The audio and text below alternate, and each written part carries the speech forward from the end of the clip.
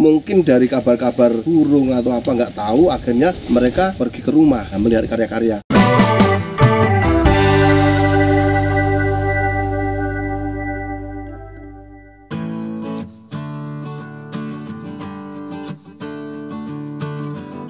Menurut saya seni itu adalah sesuatu yang ada pada benda atau pada suara atau apapun yang dirasa indah.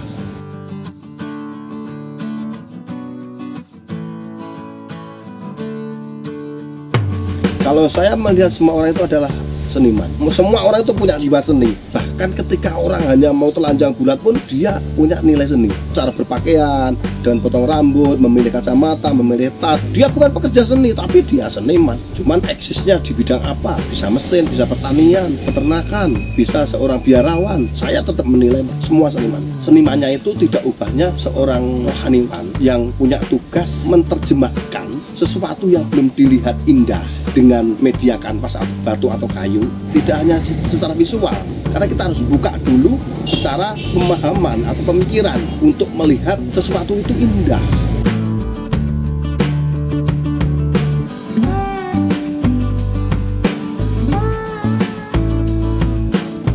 Keluarga saya lebih ke dunia pertunjukan. Kakek saya semua orang pertunjukan.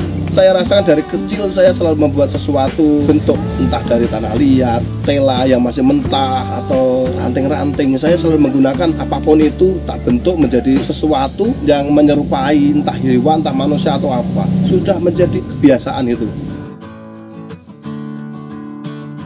Karena masa lalu sebetulnya ya, efek dari kondisi sosial. Ketika orang tua saya broken home, ketika ekonomi orang tua saya miskin sekali, ketika kita minder di tengah masyarakat, ketika kita tidak mampu berbicara atau mengeluh atau curhat kepada siapapun karena merasa diri kecil, maka saya memilih batu atau patung itu sebagai ungkapan, sebagai tempat mengadu, tempat curhat, untuk tempat cerita semua yang dirasakan, yang dimana tidak bisa cerita dengan orang lain.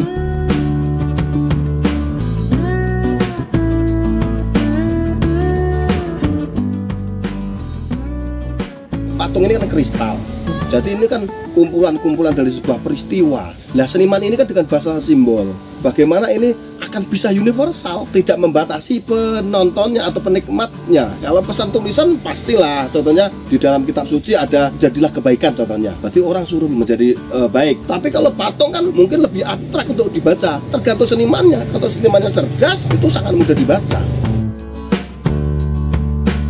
Patung saya ini kan banyak, saya dengan penelitian bagaimana kita bisa dengan patung ini kan menjadi semacam kristal. Semua tentang kenangan, tentang pengalaman, tentang kepedihan mungkin terekam di dalam sebuah bentuk. Tidak hanya direkam di dalamnya, tetapi dalam visualnya menyampaikan sesuatu yang berkaitan dengan sebuah peristiwa.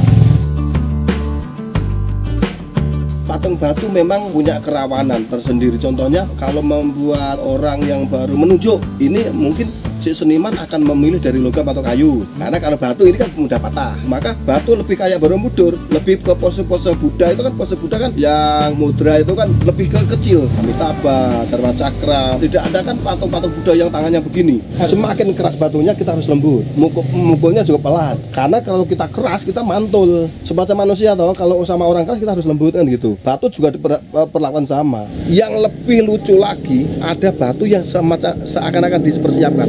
Saya membuat patung nggak pernah pakai batu ini. Nah, suatu saat ada orang butuh patung, saya pengen membuat dengan batu ini. Karena karakter tadi loh, saya pengen membuat ini sifatnya seperti ini. Gitu.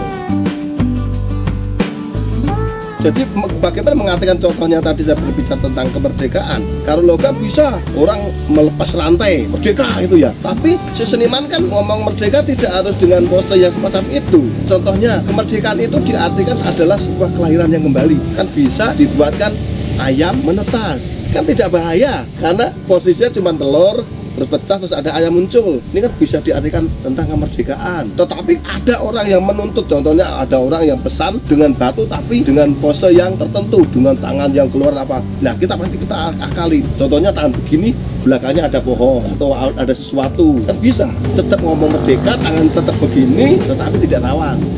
Saya membuat patung, entah itu wajah, entah itu apapun, saya pasti nggak bernafas. Itu menyatu antara pikiran dan tangan dan rasa. Itu kan doa yang paling dalam itu, karena saya harus menjadi satu dengan karya. Kalau bernafas nggak bisa, tarikan nafas itu akan mempengaruhi getaran tangan. Tapi ketika kita nggak bernafas, enak. Karena apa? Ini masuk konsentrasi ke sini, semua dari sini ke sini, dari mata ke semua dialirkan satu. Jadi ini menjadi nyambung dengan rasa saya dengan rasa batu. Semua berkaitan. Orang yang membuat patung di Borobudur, Buddha, yang meditasi itu pasti orangnya pintar meditasi. Karena dia tidak akan bisa membuat karya yang meditatif ketika dia tidak bisa meditasi. Contohnya, saya membuat patung penari. Anak buah saya bilang, patungnya enak, padahal baru global. Karena saya penari. Ketika saya penari, saya membuat gerakan legu itu enak. Gelisahan si seniman itu kan melihat kondisi, entah kondisi alam, kerusakan, kondisi penghuninya, manusianya, terus kondisi secara pribadi. Karya itu selalu dipengaruhi oleh emosi, bagaimana pengalaman batinnya. Jadi kalau orang membuat patung wajah, itu meskipun nggak pakai foto, pasti bisa dan mirip wajahnya sendiri, karena terbawa oleh emosinya. Itu banyak pengalaman seperti itu.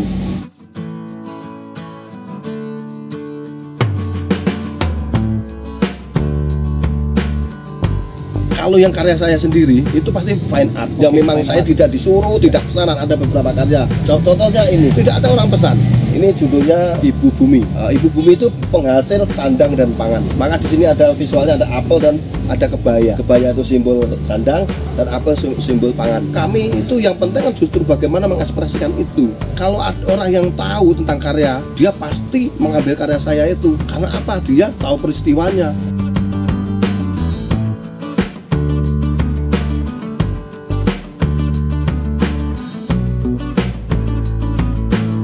Sebetulnya kalau patung ini kan 3 dimensi. Jadi ketika melihat museum-museum di luar itu ya, museum-museum yang keren-keren itu kan kita tidak boleh menyentuh. Tetapi saya membuat patung untuk diraba, untuk dipeluk, untuk disentuh. Bahkan kalau saya membuat patung itu di Mendut kemarin yang kembali ke hati, itu saya menyediakan karya itu untuk siapapun yang mau marah boleh memarahi karya saya. Daripada memarahi manusia nanti akan terjadi konflik yang berkepanjangan, kita marah saja dengan karya saya. Dengan itu kita bisa interaksinya itu lebih dalam, lebih jauh. Kita bisa masuk ke ruang patung itu, dan patung itu ada di diri kita sendiri. Jadi kita akan merasakan sebuah komunikasi, dialog atau kehidupan yang seiring dengan alam yang pastinya itu. Malam itu nggak bisa tidur, keingat patung. Ya kita harus kontak, harus datang, diajak komunikasi, mungkin disentuh, mungkin dilus, itu. Saya di rumah yang tempat doa itu Rahim itu ya. Rahim itu saya 6 bulan penelitian, riset.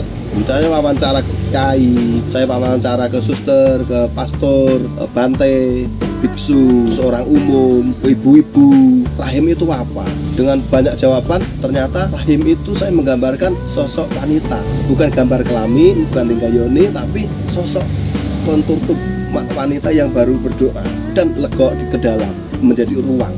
Rahim itu ada ruang. Itu contohnya cara saya ada perenungan, terus ada sebuah perjalanan penelitian. Jadi kita nggak membuat patung itu sekedar membuat patung, tapi saya lebih ke membuat karya yang tidak ada duanya, karena sebuah perjalanan, sebuah peristiwa yang dibuat 3 dimensi menjadi catatan.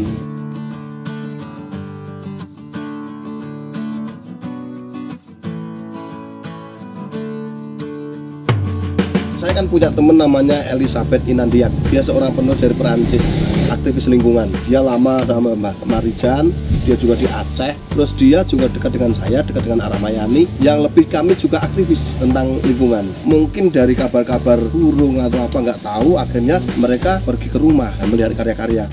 Ini aja yang gampangnya. Nah, ini yang dari Louis Vuitton. Ini.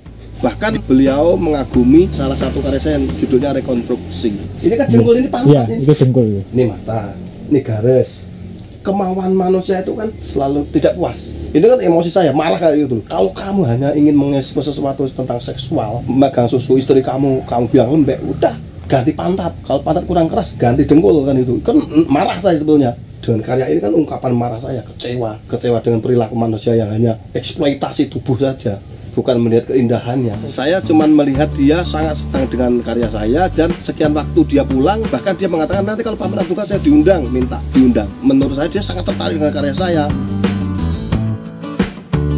beberapa kali. Kami biasa mengirim karya, kami tidak ke sana. Kalau karya yang di luar negeri memang banyaknya lebih dari orang pesan, seorang peneliti, kolektor gitu.